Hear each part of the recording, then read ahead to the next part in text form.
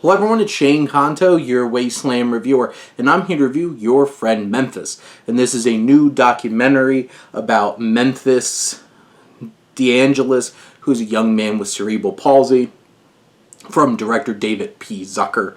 And this film is about Memphis's expectations and ambitions of life versus what the world really is going to allow him to do in his condition.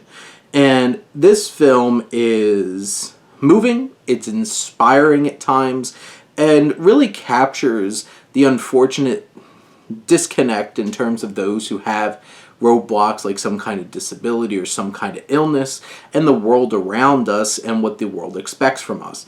Now, Memphis is such an interesting character to follow around.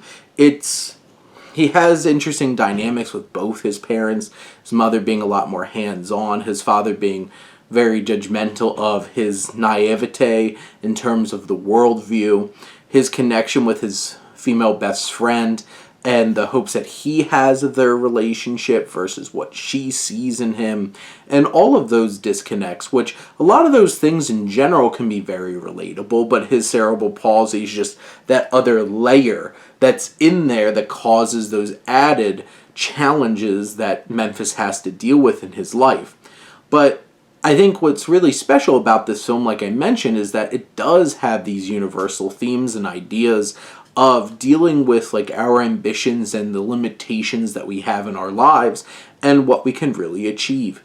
But generally, it is an inspirational film because Memphis is an inspirational figure who just keeps pressing forward. Now, of course, there's times where he presses forward with these expectations that are not realistic. He pushes forward with these hopes that really aren't healthy. And sometimes the expectations upon other people that are honestly not fair to that other person to have to endure. But there's a strange balance here of this interesting life that he leads and the world around him, and how this film can help us kind of rethink the world around us and expectations, and how we can hope and shoot for expectations, shoot for the stars.